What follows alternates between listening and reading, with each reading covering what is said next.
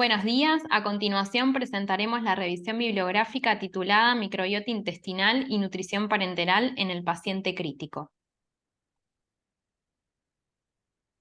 La implementación temprana del soporte nutricional es fundamental para prevenir la desnutrición hospitalaria, asociada a mayor morbilidad, complicaciones y costos en salud. En el año 2014, la Asociación Argentina de Nutrición Enteral y Parenteral realizó un estudio multicéntrico observacional y prospectivo. Este demostró que la prevalencia de desnutrición en la población hospitalaria en nuestro país fue del 48%. En el 2015 se llevó a cabo el Screening Day, un estudio de corte transversal que determinó que en la unidad de cuidados intensivos la incidencia de desnutrición moderada y grave en Argentina fue del 79%.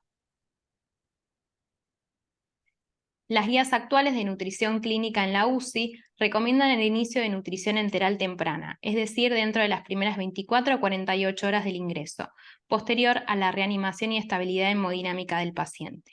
Sin embargo, sugieren implementar la nutrición parenteral cuando la vía oral y o la nutrición enteral estén contraindicadas. En relación al momento adecuado para su inicio en el paciente crítico, sugieren que sea dentro de los primeros 3 a 7 días del ingreso normonutridos, mientras que en paciente con desnutrición severa, tan pronto como sea posible. A pesar que la nutrición parenteral es esencial para el paciente crítico que no puede cubrir sus necesidades nutricionales mediante otras vías de alimentación, pueden presentarse complicaciones que impactan en su evolución clínica, de tipo técnicas, infecciosas y metabólicas. Y hay otras, como el aumento de la permeabilidad intestinal, inflamación y traslocación bacteriana, que se asocian con la alteración de la microbiota intestinal, también llamada disbiosis. En la última década aumentó el interés por la microbiota intestinal, ya que ésta se ve influenciada por la propia injuria, estrés y tratamiento farmacológico administrado al paciente crítico. Recientemente se han estudiado intervenciones para la modulación de la microbiota intestinal, aunque hasta el momento no existen protocolos para su manejo en el paciente crítico con nutrición parenteral.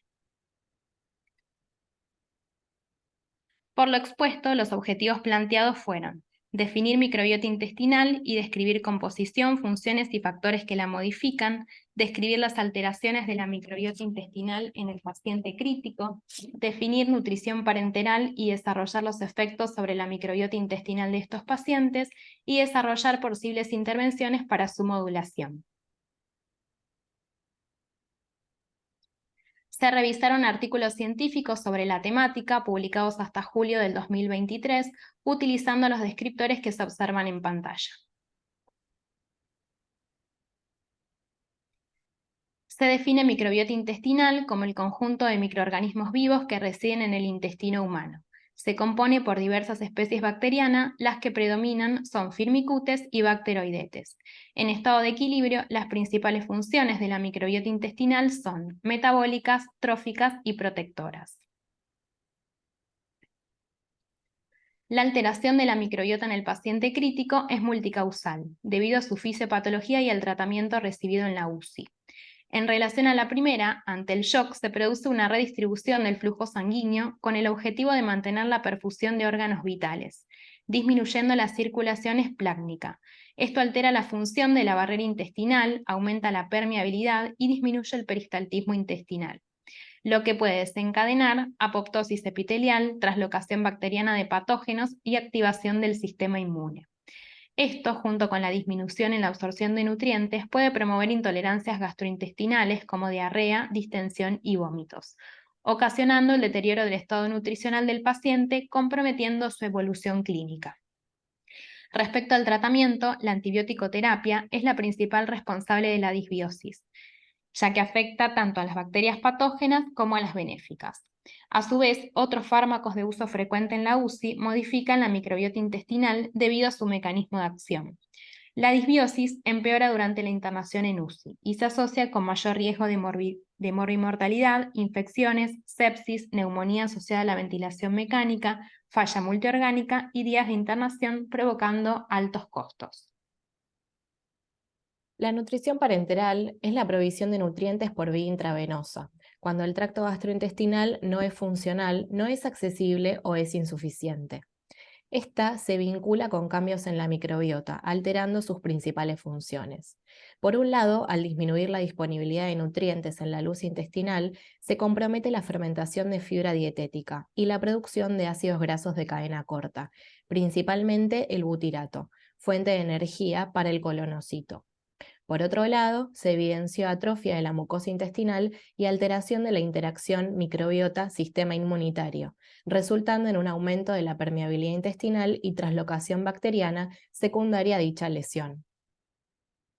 Respecto a la relación entre los tres conceptos, la literatura es escasa.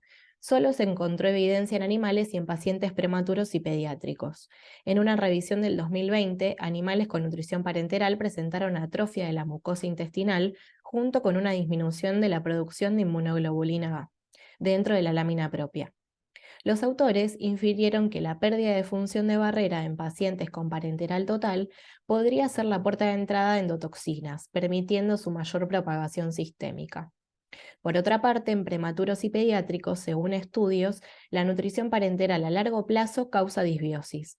En 2019 se realizó un estudio longitudinal prospectivo que incluyó 47 lactantes en la UCI. El grupo en estudio recibió nutrición parenteral total y el control nutrición enteral.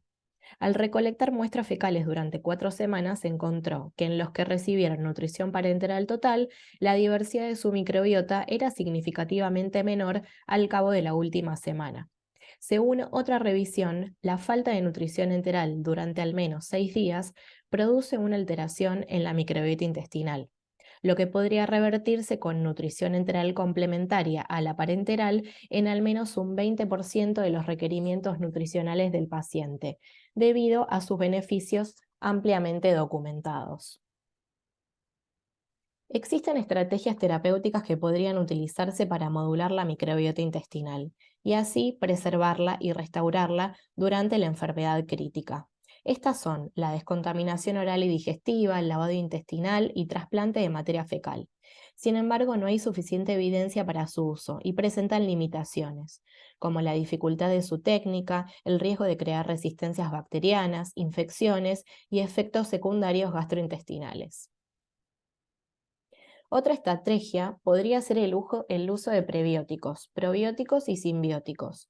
Los prebióticos se asociaron con menor tasa de complicaciones relacionadas a la nutrición enteral y un alcance más rápido de los objetivos nutricionales, ya que aumentan las bacterias benéficas optimizando la función intestinal.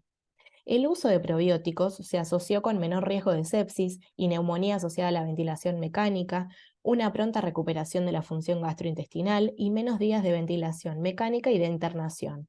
Sin embargo, fueron heterogéneos los estudios y las cepas utilizadas. Los simbióticos se asociaron con menor incidencia de complicaciones infecciosas, con un aumento de bacterias benéficas, lo que incrementa la producción de ácidos grasos de cadena corta, que contribuye a la homeostasis de la microbiota intestinal. Se destaca que el uso de pro y simbióticos es una estrategia posible siempre y cuando la vía digestiva esté apta para ser utilizada y en complemento a la nutrición parenteral. Podrían restaurar la microbiota intestinal, limitar infecciones y acelerar la recuperación en el paciente crítico. Como conclusión, la alteración de la microbiota intestinal del paciente crítico es multicausal y es la antibiótico-terapia la principal responsable de la disbiosis. Por otro lado, es escasa la evidencia en humanos acerca del impacto de la nutrición parenteral en la microbiota del paciente crítico. Sin embargo, la disbiosis podría revertirse mediante la instauración precoz de nutrición enteral complementaria con prebióticos, siempre y cuando ésta sea factible. Si bien modular la microbiota intestinal podría mejorar su pronóstico, hay falta de consenso sobre la dosis a administrar y la duración del tratamiento para alcanzar el efecto buscado. Por último, se considera fundamental que los licenciados en nutrición estén en continua actualización y fomenten la elaboración e implementación de protocolos junto con el equipo multidisciplinario para optimizar los resultados clínicos del paciente crítico en la UCI. Damos por finalizada la presentación. Muchas gracias por su atención.